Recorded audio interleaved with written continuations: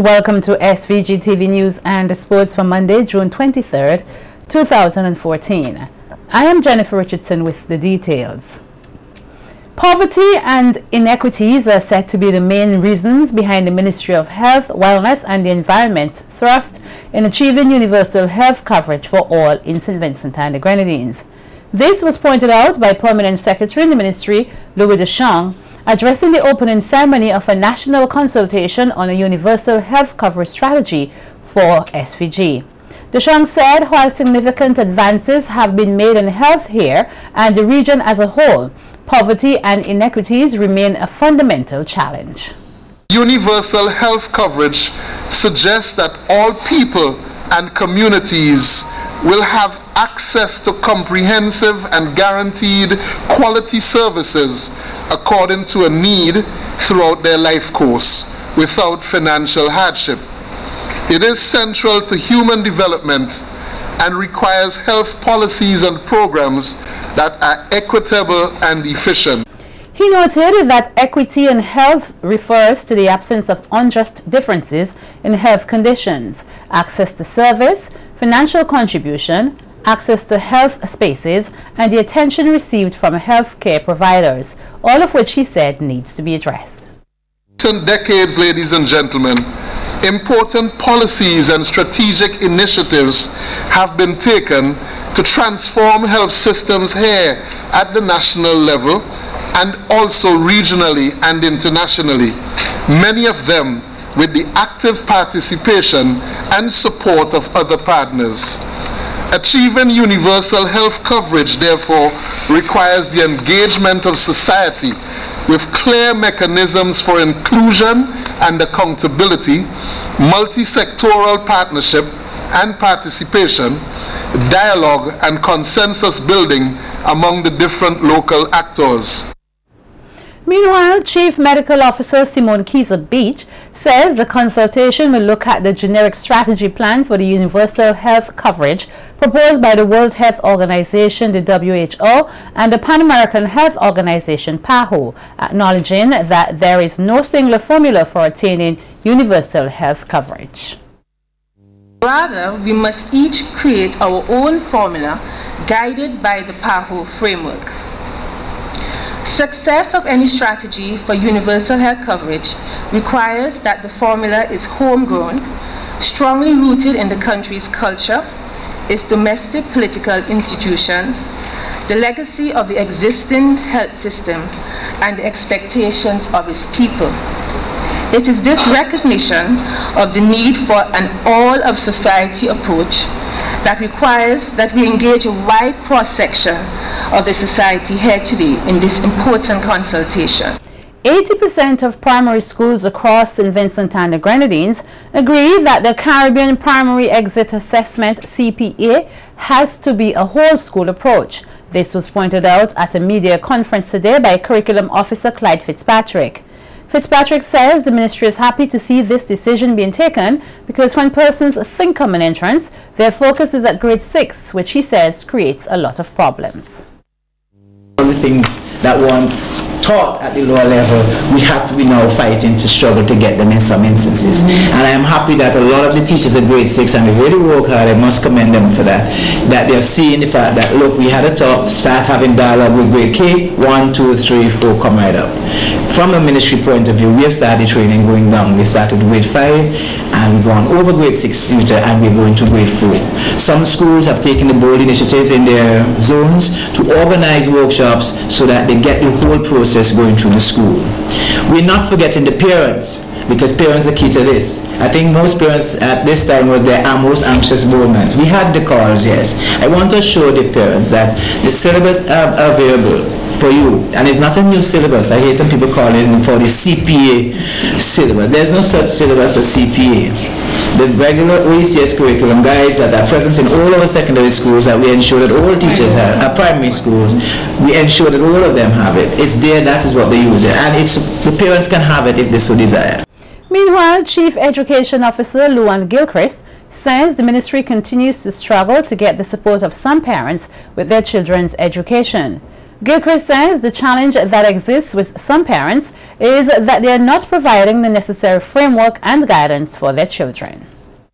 In terms of getting homework done, even some cases providing the resources for them, sending them to school and supporting them. Leader of the opposition, Annem Eustace, continues to call on Prime Minister Dr. Gonsalves to make a statement to the nation on the sudden resignation of former High Court Registrar Tamara Gibson Marks. The opposition has written a letter to the Prime Minister seeking answers to a number of questions. In the letter dated June 23rd, the opposition wants the Prime Minister to say, among other things, whether any false court orders were submitted by the registrar to any bank in the country which justifies the withdrawal of funds from accounts held at that bank, and to state, if so, how many false court orders were submitted. He is also calling on the PM to state the total amount of money withdrawn from these accounts and how much money was repaid, and to confirm if $130,000 had been repaid. Questions 5, 6, and 7 refer to whether or not birth certificates were issued by the registry to persons who were not born in SVG, and to state, if so, how many. The opposition leader wrote in the letter that he has made calls on several occasions for the Prime Minister to explain possible incidents of corruption, but that they have all been ignored. Gibson Marks resigned from the post of registrar back in May. However, amidst allegations, no reasons has been given by the relevant authorities for her sudden move from office.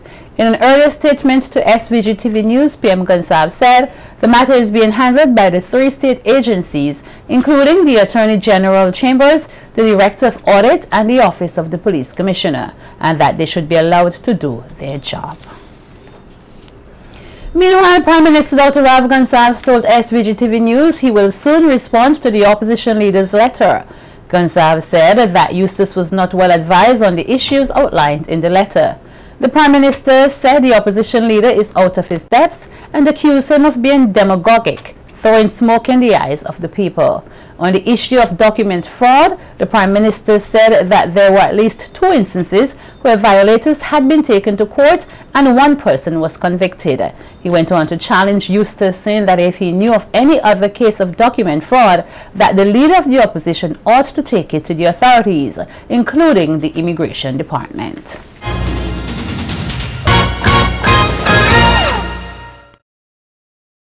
The first phase of the distribution of the 12,500 Acer laptops to secondary school students will commence here tomorrow. Tomorrow's distribution is expected to take place at the West St. George Secondary, St. Joseph's Convent Mariaqua, Mountain View Adventist Academy, Adelphi Secondary, and the Emmanuel High School, Mesopotamia. St. Clair Dakin, George Stevens, North Union, Georgetown, Sandy Bay, Beckway SDA, and the Beckway Community High School will receive their laptops on Wednesday. Thursday will be the turn for the Bethel High School, Buckament Bay Secondary, Chumaka, and the P.T. Bodell Secondary Schools. The distribution process will resume next Wednesday, July 2nd, at the Girls High School, Grammar School, Central Leeward Secondary, Thomas Saunders, Hope Junior High, and the Student Support Services Unit. The St. Joseph's Convent Kingstown, St. Martin Secondary, Intermediate, and Summit School on July 3rd, and Union Island Secondary, Dr. J.P. Eustace Memorial, and the Bishop's College Kingstown will receive their laptops on July 4th. Beg your pardon. Some 12,500 laptops arrived in the country earlier this month, following a deal which was brokered with Felix Dennis, owner of one of the United Kingdom's largest technology publishers, Dennis Publishing, under the One Laptop Per Child initiative. Meanwhile, SVG-TV News understands that the British entrepreneur passed away over the weekend. According to the Associated Press, Dennis died on Sunday at his home in Dorsington, England, at the age of 67, following his battle with cancer. Active steps are now being taken to ensure that St. Vincent and the Grenadines has the necessary protocols in place in the event of a tsunami. The participants at the workshop taking place at the National Emergency Management Organization's conference room are drawn from a number of agencies across the country and also include persons from the Grenadines. Director of NEMO, Howie said while in the past emphasis has been placed on educating communities on the possibilities of floods and volcanic eruptions, not very much has been done about tsunamis. We have done some work in making some communities quote-unquote tsunami ready. We did significant work in Union Island, we've done some work in Beckway, and we've done some work in some coastal communities in Kingston.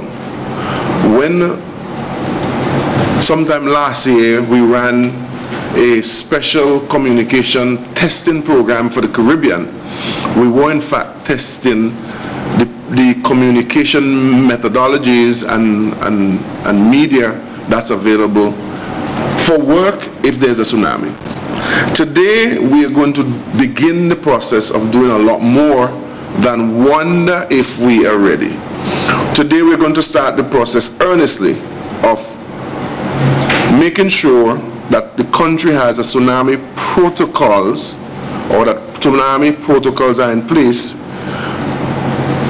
So we begin to advance the development of St. Vincent and Grenadines Tsunami Protocol and standard operational procedures. Prince said at the end of the workshop it is their hope that they will be in a better position to increase awareness among stakeholders about the tsunami protocol development process. Secondly, we would hope that we would be able to complete a draft of St. Vincent and Grenadines Tsunami Protocol and also standard operational procedures to respond to tsunamis.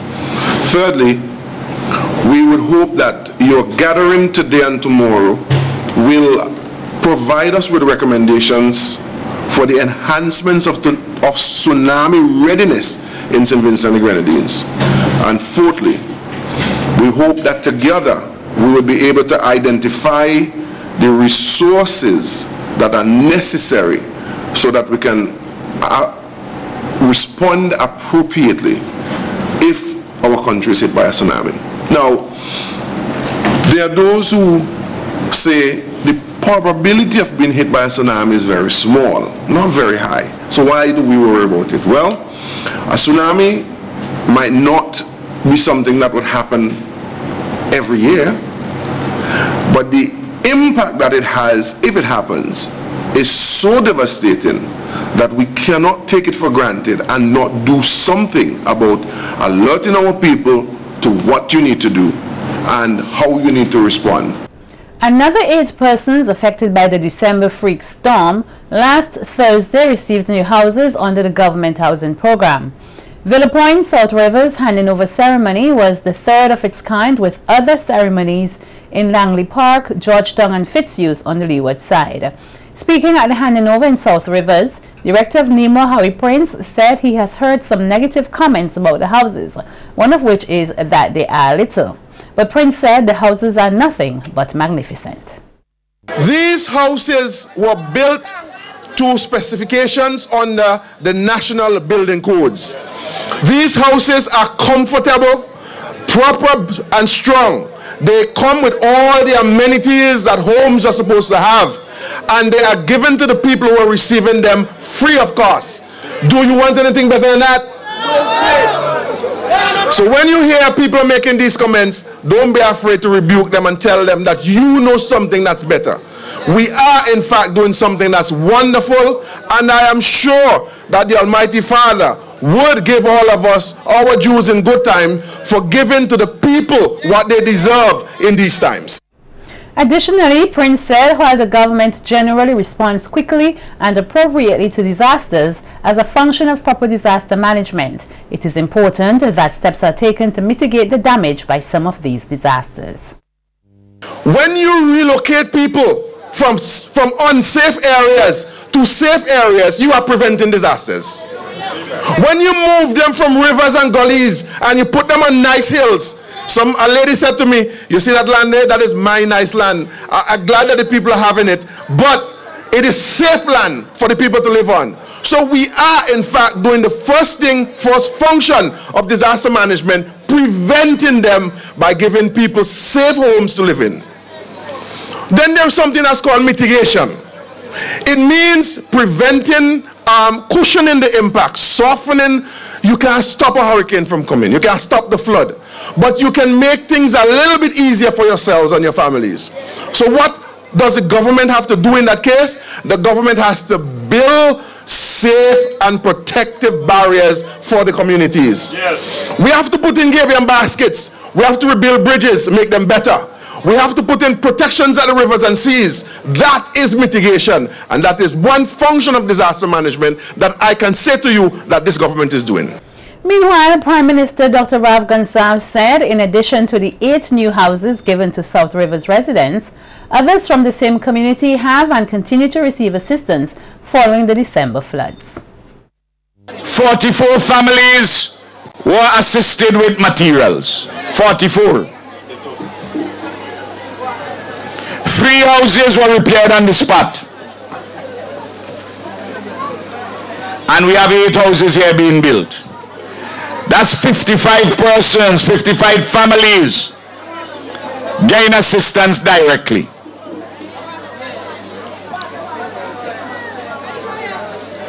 For these 55 families, and the price of this land, including the administrative costs, is over $750,000. Down here alone, without the administrative costs, is $660,000. $453,000 and change for the houses, and just over $200,000 for the land. Dr. Gonsalves used the opportunity to appeal to persons who have applied for the housing lots in Connery not to cuss him out if they do not receive a favorable response. The Prime Minister, who is also the area parliamentary representative, explained that at the location in Connery there are only 35 surveyed lots but 120 applications. But I'm trying to organize to get other land to accommodate the persons who have made application for the lands. In South Rivers, the land which we talked to you about, we have about 14 lots up there, 13 or 14 lots. But to build up there, we have to do some back wall, particularly on the side when we're going up to Keizer-Beache, and the front near to the gutter. But we couldn't go and do that wall now because this was more urgent. So we had to use the land here, buy the land here, to do these which were urgent, because I want to get the persons out of the shelter so that they could get back a normal family life. Banana farmers here will benefit from some 15,000 plantlets from the government of Israel. Earlier today, Minister of Agriculture Sabota Caesar thanked the government and people of Israel for their continued support to SVG and the latest donation of the plantlets, which he said are at the Tissue Culture Lab at Orange Hill. Caesar said the banana farmers will be receiving the plantlets within the next 2 months' time. Farmers are advised to speak to their extension officers or speak to the head of the Banana Services Unit, Mr. Sylvester Vanlo. I also know that some farmers are speaking to the Chief Agriculture Officer so that they can make their applications to obtain their plantlets. We have a process in place at the ministry where we are utilizing the trucking service from the Ministry of Agriculture to assist those farmers who do not have the transportation. So basically we are in the process of collating the list. We have plants, we have plantlets in the greenhouse currently that are from Israel that came as a grant from the ACTP from Meristem, and we are now in the first stage of the hardening process for plantlets received from the government and people of Israel. So I want to again say sincere thanks to the government and people of Israel for partnering with us as we work to develop the agricultural sector here in St. Vincent and the Grenadines. The Agriculture Minister further stated that during his meeting with the non-resident Israeli ambassador to SVG, Amiram Magid, he said his government is willing to also provide training for farmers. And this is going to be very important, especially since we are embarking on the Banana Company Measures program, and one of the areas for assistance, one of the areas that the government and people of Israel are willing to assist with is greenhouse production, and this is an integral part in the Banana Company Measures program. Stay with us, we'll be right back with Carnival Beat.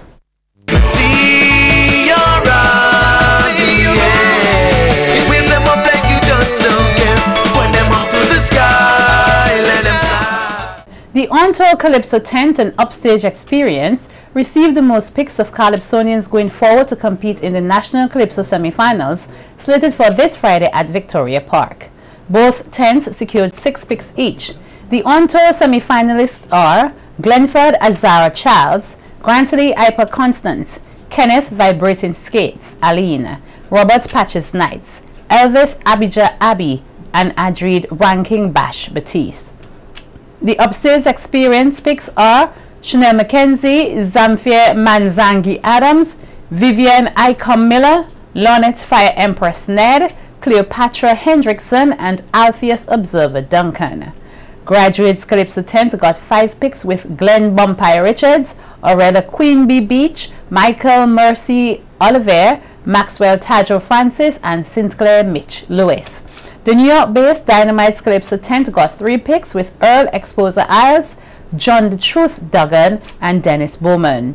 Pitani Calypso tent got 2 picks and will be represented by Javel Dia Frank and Elliot Mystery Shallow. The 2 reserves are Fitzroy brother Ebony Joseph and Robbie Soharu Haksha.